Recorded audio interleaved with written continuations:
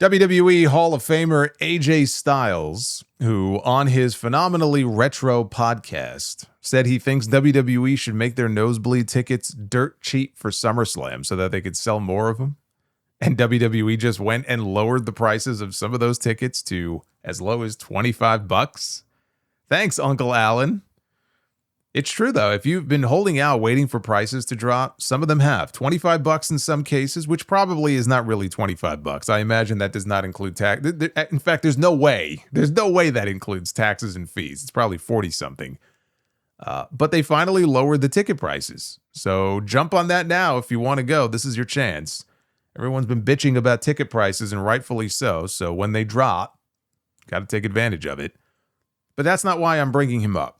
On his podcast this past week, AJ Styles said that he was very much open to the idea of WWE acquiring a promotion in Japan, similar to what they did in Mexico with AAA. He said, give me something over in Japan. Oh man, I would love WWE to find a way to be in Japan, kind of like the way AAA is. We're not changing what they're doing. We're not trying to change the culture. We're just putting our spin on it. And he pointed out, that many times Japanese wrestlers would be sent to Mexico and various places on excursion, and WWE could do something very similar. He says, I believe that with the help of WWE, we would be able to revive Japanese wrestling to where it was. I would love to see it back where it's the Tokyo Dome. I'm talking about not like a WrestleMania over there. I'm just saying it's the company selling out the Tokyo Dome like it did in the early 90s. Yeah, well, I'm sure it'll work out as well for Japan as it did for the UK when WWE invaded that scene. They still haven't fully recovered from that. I hate this idea of WWE buying up more promotions in other parts of the world, and I can't believe, frankly, that he's even giving voice to this. I get what he's saying in terms of wanting to help revive the Japanese scene, which hasn't fully recovered from COVID, or at least New Japan business hasn't. And I understand that, WWE has done a lot of good things for AAA on the production end and on the collaboration end of things. For all of the good that WWE may have done so far with AAA, the idea of them going around and doing this in other parts of the world and just continuing to acquire and snatch up various promotions and sort of plant their flag in different parts of the world. When you think about it in terms of what is WWE getting out of it, they don't make these moves unless it really benefits them. And they're not doing it because, oh, well, this scene is doing, a little poorly in this part of the world, or business is a little soft over in Japan right now. So why don't we go over there and help these people out? They don't give a shit. Give me a fucking break. They don't care. If they see some benefit in it for themselves, or they see an opening where they can take over and they can invade and they can come in and it blows up into this whole big thing, that's what they're interested in.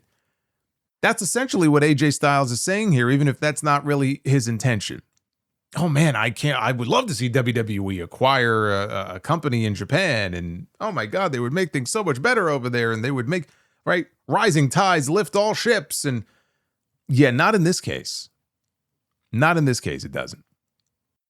The idea of WWE sending some of their talents over to Japan on excursion. Okay, they acquired this company, and so now they have talents that they can send over to Japan. But here's the thing about that. That sounds like a great idea in theory. I love the idea of sending wrestlers, especially ones who maybe aren't really actively being used at the moment, or if you have talents that are still fairly new at this. WWE does virtually no domestic house shows anymore, very, very few. And they call people up from NXT who in some cases aren't really prepared to necessarily be called up from NXT, but they have some need for them and they call them up. And now they're barely even wrestling because they don't have house shows anymore. Maybe they'll get a main event match or something. That's basically where Jordan Grace is these days. But outside of that, they're not really working. The idea of sending them over to Japan or Mexico or someplace like that, it's appealing if WWE is not involved in any of that. It should be something completely different, a totally different style, a totally different way of wrestling and doing things. What he's talking about essentially is, no, WWE will acquire one of these companies. And they're going to put their stamp on it. There's going to be a certain stylistic changes, to some of the matches. You watch these AAA shows, they very much feel like a WWE show. That's exactly the opposite of what I would be interested in. That's exactly the opposite of what I think would benefit some of these people just based on what he's describing here. But I don't think he doesn't see it that way. AJ's talking about longing for the days of sold out Tokyo Dome shows and, the early 90s glory period of Japanese wrestling. And I'm sure he's not the only one, right? There's a lot of people who probably long for those days too. But no, WWE acquiring a company is not going to bring them back to the glory days. If they wanted to throw a lifeline to one of them and work together in a collaborative way, that's one thing. He's talking about something completely different. He's talking about colonization. Planting their flag and colonizing in different parts of the world, that's the last fucking thing that we need. You want true alternatives that have no ties to WWE, completely independent of WWE. This is the exact thing you should be rooting against, not for. And I think it's fucking terrible that AJ Styles is giving voice to this idea. I just love how he's talking about, well, look what we're doing with AAA right now. Like, we're not trying to change the culture. We're just putting our own spin on it. Like, what does that even mean? What does he think that means? Those ideas, they fly in the face of each other. And I pointed this out the other day on UNCROWNED. I said, if you look at the list of champions, like the champions roll call in AAA right now, I think more than half, at least half, if not more than half the champions there are main roster WWE talents. Dom has been walking around with the mega title for almost a year. The person he's going to probably lose it to at Triple Mania is actually another WWE guy, but at least with him, like the fans in Mexico have really taken him in as one of their own. I mean, he's a huge babyface, so it makes total sense for them to do that. But it is still Ludwig Kaiser under the mask. I mean, let's just be honest. That's what we're talking about here. The War Raiders, who had a hell of a match with Fraxium on SmackDown on Friday night, they won the AAA tag team titles, and they're walking around with the AAA belts on SmackDown. Is this the spin that AJ is talking about? You want to see a repeat of this in Japan? I'm sure that's going to be great. That's going to turn out great for the scene over there. This would be a terrible idea. The last thing we need to see is WWE going into full acquisition mode and going into Japan or anywhere else and acquiring more companies.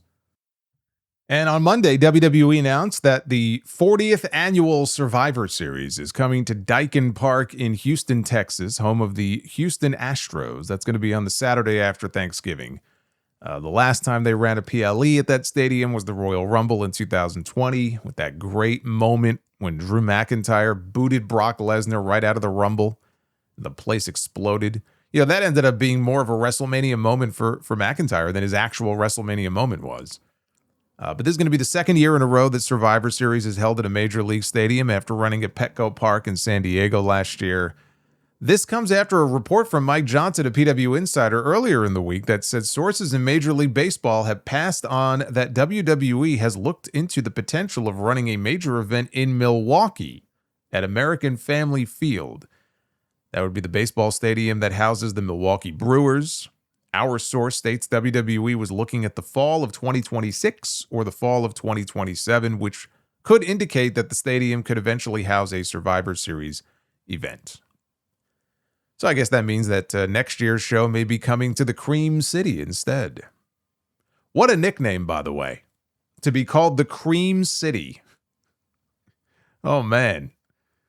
Hey, honey, I'm going to Milwaukee for my bachelor party. The boys want to take me to Cream City. Yeah. See how well that goes over.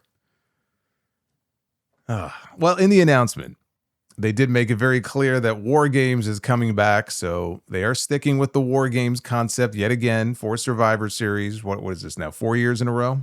Something like that.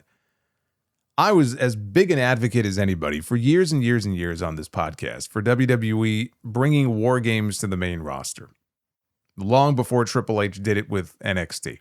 I just love the concept of it, the visual of it, especially when there was a top on the cage. You're just trapped inside and it's mass chaos. And, you go really old school with War Games. You got guys fucking bleeding all over the place. It felt like a real war.